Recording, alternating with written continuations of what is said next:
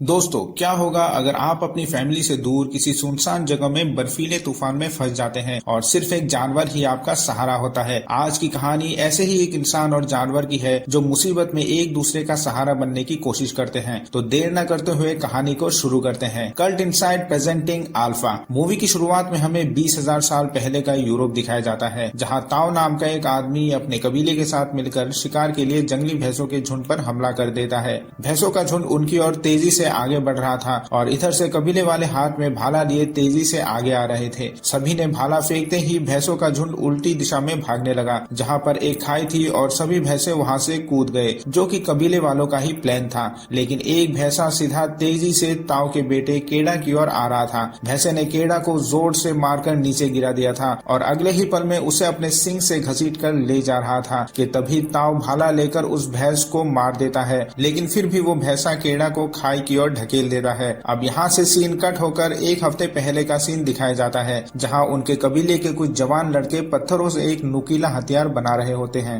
दरअसल जो भी सबसे नुकीला हथियार बना पाएगा उसी को कबीले के बड़े लोग अपने साथ शिकार पे ले जाएंगे। अब इनमें से केड़ा और उसके दोस्त कप्पा का हथियार सबसे नुकीला होता है, जिसका मतलब ये था कि अब इन दोनों को कबीले वाले अपने साथ शिकार पर लेकर जाएंगे। लेकिन शिकार पे ले जाने से पहले केड़ा और उसके दोस्त कप्पा को खूब मारा पीटा जाता है, ताकि वो अंदर और बाहर दोनों तरफ से ताकतवर हो सके। खूब धुनाई के बाद रात को अब उन दोनों का खून से तिलक किया जाता है और एक रिचुअल किया जाता है, क्योंकि केड़ा और कप्पा पहली बार शिकार करने जा रहे थे। अब सुबह को हम देख पाते हैं कि केड़ा और उसके दोस्त की फैमिली उन दोनों को कबीले वालों के साथ शिकार पे भेज रहे होते हैं। केड़ा अपनी माँ से गले मिलने के बाद कबीले वालों के साथ शिकार पे चला जाता है। चलते चलते रात हो जाती है और कबीले के लोग आग जलाकर एक जगह पे बैठ जाते हैं। तभी ताऊ अपने बेटे केड़ा को एक औजार के सहारे आग जलाना सिखा रहे होते हैं। अगली सुबह केड़ा और उसके कबीले के लोग दूर से दूसरे कबीले के लोगों को अपनी ओर आते हुए देखते हैं। दरअसल दूसरे कबीले का लीडर, जिसका नाम जी होता है, वो ताऊ का ही एक दोस्त है।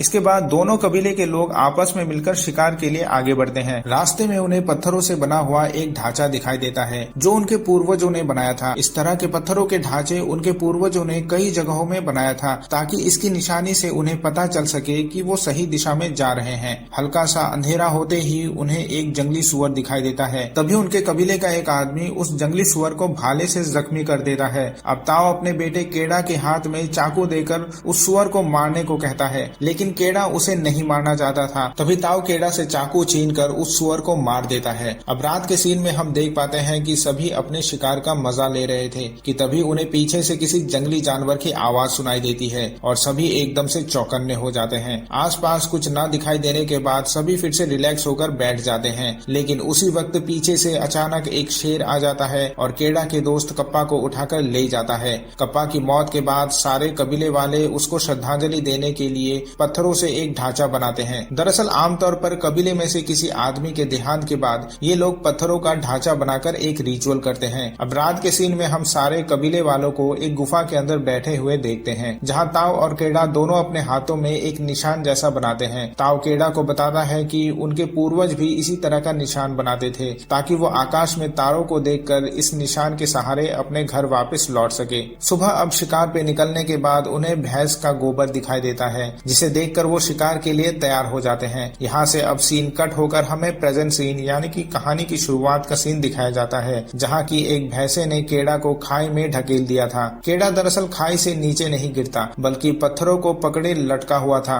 कि तभी केड़ा का हाथ पत्थरों से फिसल जाता है और चट्टानों से टकराते हुए वो बीच पहाड़ में गिरकर बेहोश हो जाता है। ताऊ केड़ा को बचाने के लिए जाना चाहता था, लेकिन कबीले के लोग उसे रोक लेते हैं, क्योंकि ताऊ उनका लीडर था और वो ताऊ की जान जोखिम में नहीं डालना चाहते थे। इसके बाद ताऊ अपने कबीले के साथ नीचे की ओर आ जाता है, जहाँ सारे भैंसे खाई से कूदकर मारे जा चुके थे। अब रात हो जाने के बाद भी ताऊ पहाड़ों के ऊपर से केड़ा को बुला रहा होता है। कोई जवाब न मिलने के कारण सब ये मान लेते हैं कि केड़ा मारा जा चुका है। केड़ा की याद में श्रद्धांजलि देने के लिए फिर वही पत्थरों का ढांचा बनाकर एक रिचुअल किया जाता है। वही दूसरी और एक गिद्ध केड़ा को लाश समझकर खाने आ जाता है कि तभी केड़ा की आंख खुल जाती है और वो गिद्ध को पकड़कर नीचे गिरा देता है। केड़ा अब जख्मी हालत में मदद के लिए चिल्लाता है और पहाड़ से नीचे उतरने की कोशिश करता है, लेकिन कोशिश के दौरान उसका पैर फिसल जाता है और वो बीच पहाड़ में पत्थरों को पकड़ के लटक जाता है। तभी वहाँ बारिश होने लगती है और नीचे पानी जमा हो जाता है। इस मौके को देखते हुए केड़ा अपना हाथ छोड़ देता है और सीधे पानी में गिर जाता है। पानी में गिरने की वजह से उसकी मौत तो नहीं होती, पर उसका एक पैर टूट जाता है। जख्मी पैरों की हड्डी को ठीक करने के लिए वो दो पत्थरों के बीच में अपने पैर को मोड़ने की कोशिश करता है और एक लकड़ी बांधकर उसके सहारे चलने लगता है। थोड़ी दूर चलने के बाद वो ऊपर की ओर आता है और उन पत्थरों के ढांचों को देखकर बहुत गुस्सा हो जाता है। जिंदा रहने के लिए वो अपने बोतल में पानी भरता है और एक केचुआ पकड़कर खा लेता है। वो एक जगह पे बैठा ही था कि तभी एक भेड़ियों का झुंड उस पर हमला कर देता है और वो भागकर एक मरे हुए पेड़ पर चढ़ने की कोशिश करता है। इतने में एक भेड़िया उसे पकड़ ही लेता है कि तभी वो अपने चाकू से उस भेड़िए को घायल कर देता है। वो पेड़ पर चढ़कर सो जाता है और सारी रात ऐसे ही कट जाती है। सुबह होने पर वो देख पाता है कि उस जख्मी भेड़िए को छोड़कर बाकी सारे भेड़िए वहाँ से जा चुके थे। केड़ा उसे मारने की कोशिश करता है पर नहीं मार पाता। उसे लगता है कि इस जख्मी भेड़िए की हालत और उसकी हालत में अब कोई अंतर नहीं है, दोनों ही अब बेसहारा है। वो उस भेड़िए के मुंह को बांध देता है और उसे उठाकर अपने साथ ले जाता है। एक तालाब किनारे उसे रखकर केड़ा पानी से उस भेड़िए के जख्मों को पोंछ देता है। फिर अपने हाथों से केड़ा उस भेड़िया को उठाकर एक गुफा के अंदर ले जाता है। केड़ा अब अपने जख्मी पैरों की पट्टी को खोलता है और आग जलाने की कोशिश करता है। अगली सुबह केड़ा आसपास से कुछ जड़ी बूटी लाता है और उसका पेस्ट बनाकर अपने जख्मों में लगा देता है। इतने में वो भेड़िया अपने मुंह पे बंधे हुए रस्सी को खोल लेता है। केड़ा उसे देखकर अपनी बोतल से उसे थोड़ा पानी पीने को देता है। वो भेड़िया भी उस पानी को पीने लगता है। इसके बाद केड़ा उसके जख्मों से कुछ कीड़े निकालकर उसे खाने को देता है और वो भेड़िया उसे खा लेता है। केड़ा को ये पता था कि वो दोनों इस तरह से ज्यादा दिन जिंदा नहीं रह सकते, इसलिए केड़ा शिकार पर जाता है और एक खरगोश मार लाता है। केड़ा उस खरगोश को पकाने के लिए आग जलाने की कोशिश करता है। इतने में वो भेड़िया उससे खरगोश छीनने की कोशिश करता है। केड़ा उस भेड़िया को डराने के लिए खरगोश के मीट को कच्चा ही खाने लगता है, जिससे भेड़िया को ये लगे कि वो उससे भी ज्यादा ताकतवर है। रात होने पर केड़ा आग जलाकर उस खरगोश के मीट को खाता है और उस भेड़िए को भी कुछ टुकड़े दे देता है, जिससे कि वो भेड़िया उसका पालतू जानवर बन जाए। दूसरे दिन केड़ा अपने बोतल में पानी भरता है और कुछ लकड़ियां अपने थैले में भर लेता है ताकि वो रास्ते में आग जलाने के काम आ सके। केड़ा वहाँ से जाने ही लगता है कि वो भेड़िया उसके कपड़ों को पकड़कर खींचने लगता है। दरअसल केड़ा अपने कबीले वालों को ढूंढने के लिए अकेले सफर पर निकलना चाहता था। वो नहीं चाहता था कि वो भेड़िया भी उसके साथ आए, इसलिए वो उस भेड़िए को भगाने की कोशिश करता है। जहाँ जहाँ केड़ा जाने लगता है वो भेड़िया भी उसका पीछा करने लगता है। वो उसे भगाता है लेकिन वो उसके पीछे पीछे ही आने लगता है। कुछ देर दोनों साथ में चलने के बाद उन्हें एक जंगली सुअर का झुंड दिखाई देता है, जिसे देखकर वो भेड़िया उस सुअर के झुंड पर हमला कर देता है। केड़ा भी भाला लेकर शिकार के लिए तैयार बैठा ही था कि सुअर उन दोनों को चकमा देकर वहाँ से भाग जाता है और केड़ा और भेड़िया दोनों एक दूसरे का मुंह ताकते हुए रह जाते हैं। दोनों ही एक दूसरे की हालत को समझ पाते हैं। केड़ा उस भेड़िया का नाम अल्फा रख देता है। अब अल्फा और केड़ा दोनों मिलकर एक साथ शिकार करते हैं। खाने के बाद दोनों एक साथ सो जाते हैं और यहाँ से धीरे धीरे दोनों की दोस्ती हो जाती है। दोनों एक साथ नहाते हैं और मस्ती करते हैं। अल्फा तालाब से मछली भी पकड़ता है। दोनों एक साथ सफर में आगे बढ़ते हैं और इस दौरान ठंड भी बढ़ने लगती है कि पूरी जमीन बर्फ से ढक जाती है। दोनों इस बर्फ में जंगली सुअर का शिकार करते हैं। दोनों रात को अपने खाने का मजा ले ही रहे होते हैं कि सामने से एक भेड़ियों का झुंड आ जाता है। अल्फा एक भेड़िए के करीब जाता है। दरअसल ये भेड़िया अल्फा के ही फैमिली मेंबर थे। अल्फा अब केड़ा की ओर देख करके अपने झुंड में वापस जाने के लिए केड़ा से परमिशन मांगता है। केड़ा उसे जाने को कह देता है और अल्फा अपने झुंड में वापस लौट जाता है। अब केड़ा खुद को अकेला महसूस करता है। रात को सोते समय वो अपने माता पिता को सपने में देखता है। सुबह होने पर केड़ा बर्फीले तूफान में आगे बढ़ता है कि तभी उसे अल्फा का झुंड दिखाई देता है। वो अल्फा को बुलाते हुए उसकी ओर दौड़कर जा ही रहा था कि अचानक बर्फ से ढके तालाब में वो गिर जाता है। अल्फा भी उसे बचाने के लिए आता है। इतने में केड़ा अपना चाकू निकालकर बर्फ की लेयर को तोड़ देता है और बाहर निकल जाता है। अल्फा केड़ा को खींचकर सामने की ओर लाता है। केड़ा जल्दी से आग जलाकर अपने भीगे कपड़ों को उतार देता है और अल्फा के साथ सो जाता है ताकि उसकी बॉडी गर्म हो सके। अगले दिन अल्फा और केड़ा दोनों फिर से एक साथ अपने सफर को निकलते हैं। कुछ देर बाद दूर से केड़ा को कोई इंसान दिखाई देता है। केड़ा जल्दी से उसके पास जाता है तो देखता है कि एक बूढ़ा आदमी बर्फ में ठंड से जमकर मर चुका है। ये देखकर केड़ा उसके झोपड़ी में घुस जाता है और कुछ खाने की तलाश करता है। कुछ न मिलने पर केड़ा बहुत ज्यादा निराश हो जाता है। अब केड़ा वहाँ से जाते टाइम उस मरे हुए बूढ़े आदमी का तीर कमान अपने साथ ले लेता है। अल्फा और केड़ा दोनों अब आगे बढ़ने लगते हैं कि तभी एक लकड़ भगे का झुंड उन दोनों पर हमला कर देता है और दोनों भागकर एक गुफा में आकर छुप जाते हैं। लकड़ भगे वहाँ से जा चुके होते हैं लेकिन उस गुफा से एक शेर निकलकर आता है और अल्फा पे हमला कर देता है। अल्फा उस शेर से खूब लड़ता है कि तभी केड़ा मौका देखकर तीर चला देता है और उस शेर को मार देता है। दोनों अब उस गुफा में आग जलाकर शिकार को खाते हैं और अगले दिन फिर से मंजिल की ओर निकल जाते हैं। बहुत देर देर तक बर्फीले तूफान में चलने के बाद केड़ा को अपने कबीले वालों का पत्थरों का ढांचा दिखाई देता है। इसका मतलब था कि वो सही दिशा में आगे बढ़ रहे थे। दोनों की हालत अब बहुत खराब हो चुकी थी। अल्फा जख्मी हालत में चल नहीं पा रहा था और नीचे गिर गया था। केड़ा उसे अपने हाथों में उठाकर चल देता है, लेकिन कुछ ही दूरी पे वो भी नीचे गिर जाता है। दोनों बहुत देर तक वहीं पे पड़े रहते हैं और केड़ा को फिर से अपने माता पिता का सपना आता है कि तभी उसकी आंखें खुल जाती है। वो फिर से उठकर अल्फा को अपने हाथों में उठाकर चल देता है। कुछ दूरी चलने के बाद केड़ा को अपना कबीला दिखाई देता है। जैसे तैसे वो अपने कबीले वालों के पास आता है और नीचे गिर जाता है। इतने में केड़ा के पिता ताऊ उसे देख लेते हैं। केड़ा की माँ भी उसे देखकर उसकी खुशी का ठिकाना नहीं रहता। केड़ा उन्हें बताता है कि कैसे उसने जिंदा रहते हुए अपने सफर को जारी रखा। केड़ा अब अपने फैमिली से कहता है कि अल्फा की जान को भी बचा ले। नेक्स्ट सीन में हम देख पाते हैं कि अल्फा दरअसल प्रेग्नेंट होती है और कुछ बच्चों को जन्म देती है। सभी ये देखकर काफी शॉक्ड हो जाते हैं कि प्रेग्नेंट होने के बाद भी कैसे उसने केड़ा की जान बचाई। कभी शेर से लड़ लिया तो कभी उसने केड़ा को पानी से बाहर खींचा। एक भेड़िया होते हुए भी उसने इंसान के साथ अपने वफादारी का सबूत दिया। अब मूवी के एंड में हम देखते हैं कि कबीले वाले अब शिकार पर भेड़ियों को भी साथ में लेकर जाते हैं। इसी के साथ मूवी का हो जाता है दी एंड।